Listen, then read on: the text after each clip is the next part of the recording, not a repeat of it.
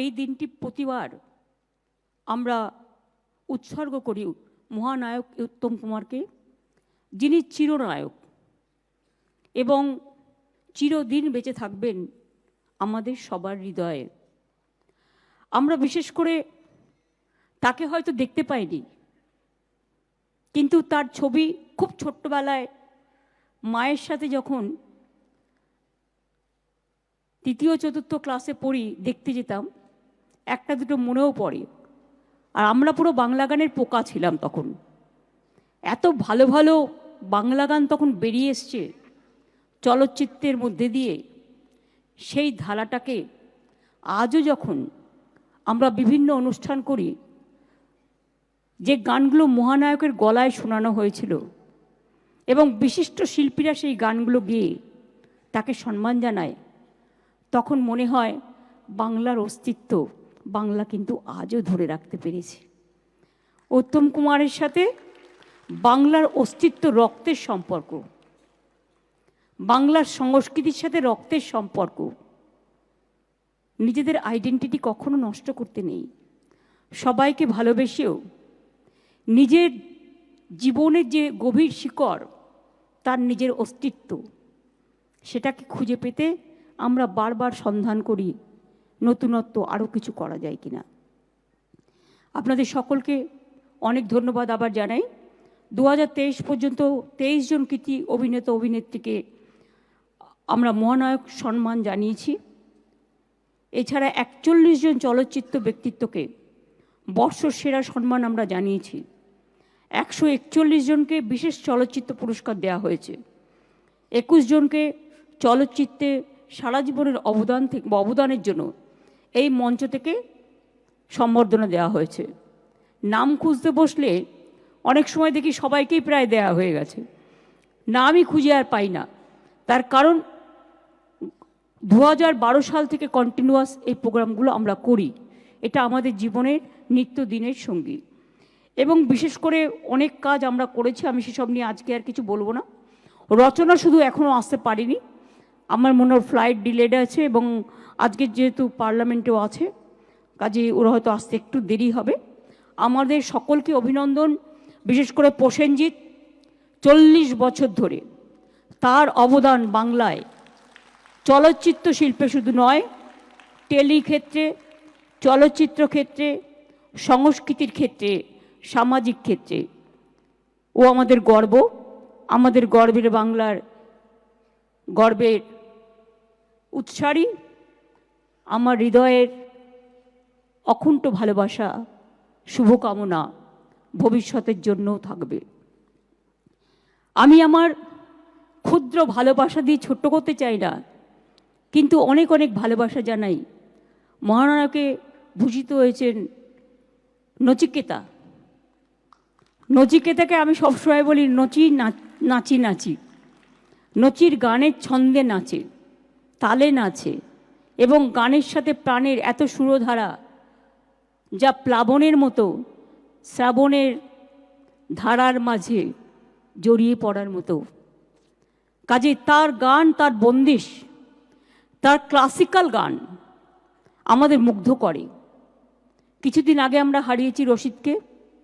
রশিদ খুব ভালো গাইতো এবং ওদের একটা দারুণ টিম ছিল। আমি নচিকে বলেছি জায়গাটা ধরতে। নচিকেতা কিন্তু দারুণ ক্লাসিক্যাল গায়, আপনারা অনেকেই হয়তো জানেন।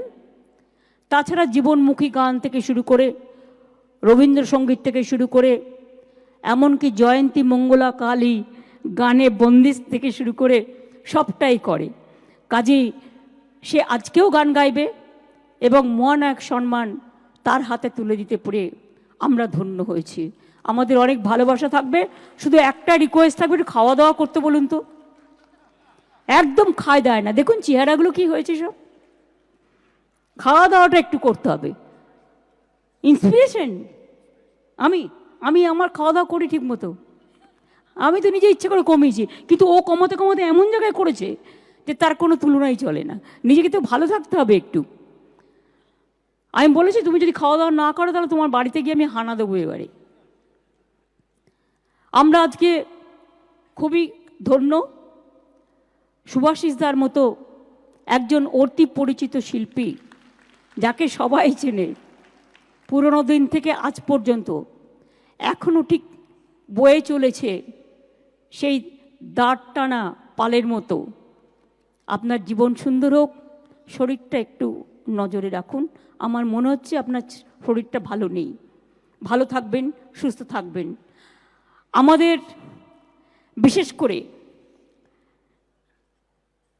ছোট্টরা যারা আজকে এখানে বিশেষ চলচ্চিত্র পুরস্কার পেলেন, তার মধ্যে রাজা গজা আপনারা দেখেছিলেন, মনে পড়ে? বলুন তো নামটি ওর কি?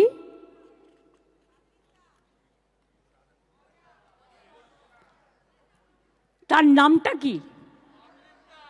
অম্বরীশ।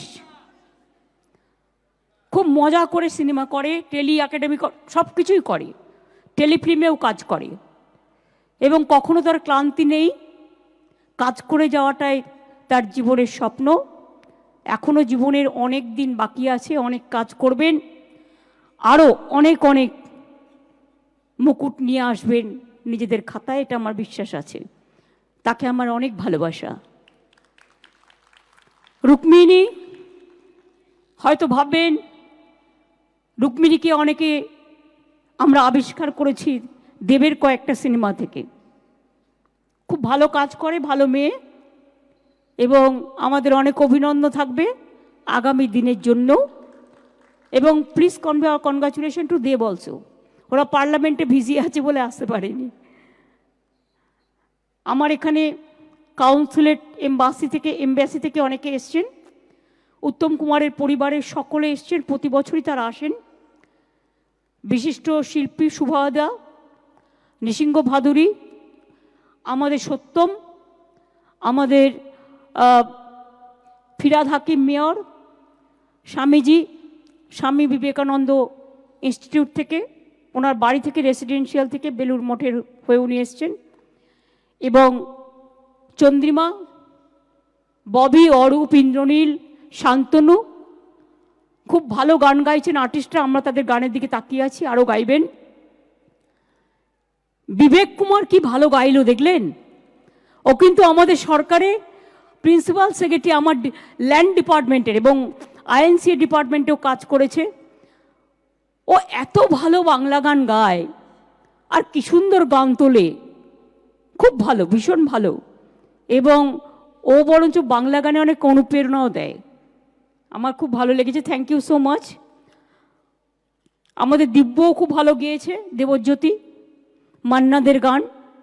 মনোময়ও খুব ভালো গেয়েছে যতটা শুনেছি। বিশ্বজিৎ তো জোজোও খুব ভালো গেয়েছে, অরুন্ধতী দিও খুব ভালো গেয়েছেন। এখনও যারা বাকি আছেন তাদের মধ্যেও অনেকে আছেন গাইবেন। আপনারা একটু অপেক্ষা করুন, তাহলে দেখতে পাবেন। নেক্সট ফিল্ম ফেস্টিভ্যাল হচ্ছে 4 ডিসেম্বর থেকে 12ই ডিসেম্বর। এখন থেকে ডায়েরিতে নোট করে নেবেন, কারণ 11ই ডিসেম্বর, 4 ডিসেম্বর থেকে 11ই ডিসেম্বর। এবারে রাজ, তুমিও আছো ওখানে। গৌতম ঘোষকে চেয়ারম্যান করালো প্রসেনজিৎ, তাই তো? এই না, তোমাদের সাথে কথা বলে করেছি আমি। আর প্রসেনজিৎ হচ্ছে কো চেয়ারম্যান, এবং ওদের নেতৃত্বে একটা পুরো কমিটি ওরা নিজেরাই ঠিক করবে, করে ওরা ওদের কাজ শুরু করে দেবে, যাতে ফিল্ম ফেস্টিভ্যালটা খুব ভালো করে আমরা করতে পারি। এবং আপনারা দেখেছেন প্রতিবারই ফিল্ম ফেস্টিভ্যাল একটা নতুনত্ব নিয়ে আসে। এর মধ্যে পুজোও আছে, পুজোর ক্লাবের মিটিংগুলো অলরেডি আমাদের হয়ে গেছে। তাই আমি সময় না বাড়িয়ে, রচনা যখন আসবে তখন আমরা দিয়ে দেবো। আমি চাই যে যারা এখনও গানে বাকি আছেন তারা সকলে গানটা ভালো করে গেয়ে দিন, আমরা একটু শুনবো। গান শুনলে মনটা ভালো থাকে, ব্রেনটাও অনেক ক্লিয়ার হয়। অনেক অনেক ধন্যবাদ, নমস্কার সবাইকে।